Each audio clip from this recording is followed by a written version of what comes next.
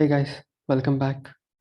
So this is the continuation of the video of the node setup using the Docker. So we have covered this phase one in our previous video. So in this video, we are going to show you like how you can set up the external initiator and how it's going to communicate with your plugin node. Okay, so if you have already followed this phase one video, so you should have this right now. And on your terminal, just type this command. So you should be able to see the container is already running and use this credentials to log into your plugin node and you should be logged into it. So these two are the prerequisite before you start this particular video of phase 2 of Docker installation. So if you're not at this point, please go and watch the previous video and make sure you have this couple of things set up. Okay, so in this section, like this is going to be the first command you're going to execute. So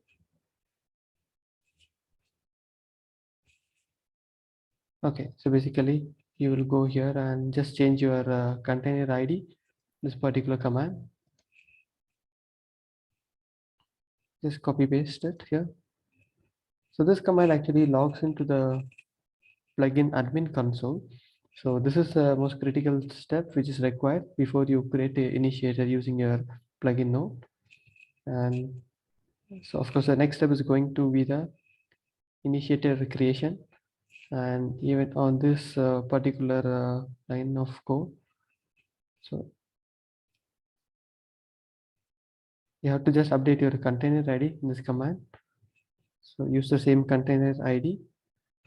So just to reiterate again, like you have to use the same container and the image which you are which you got it right before in the first phase of the Docker installation.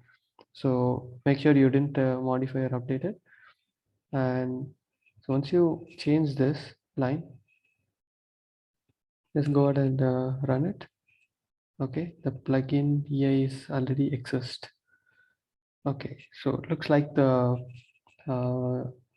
EI, the name of the initiator is already used. So let me go and change plugin EI1. So you get something here. This is nothing but the access key and the secret. So what you do, just copy paste it over here. And if you're updating the name here, you have to do one more step, which is basically you have to go and update the start EI.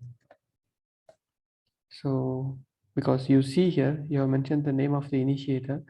Since we have already mentioned the default name in the document, and this is hard-coded over here. So if you are planning to change it, just make sure you change in this script as well.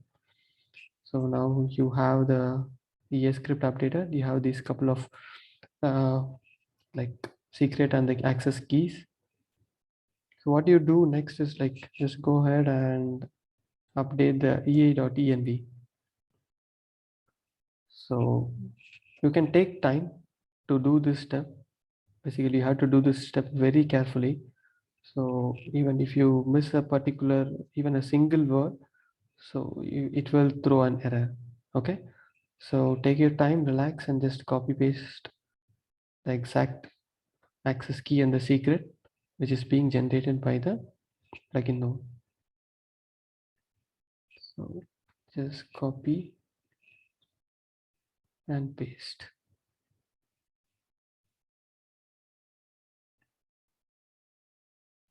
Basically, you have to do it in sequence.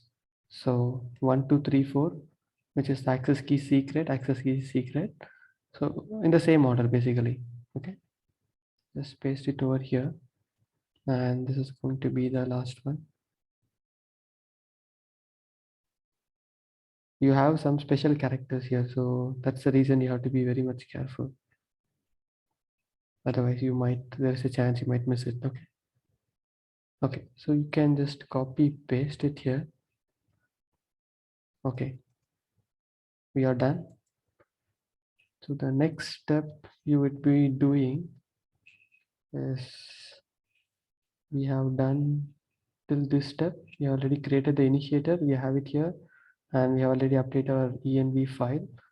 So just copy here.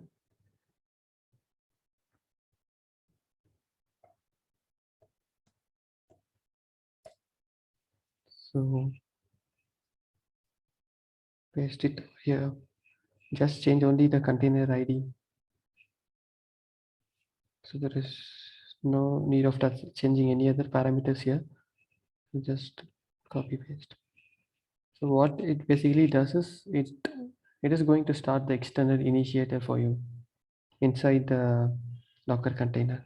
Okay, just go ahead and enter it.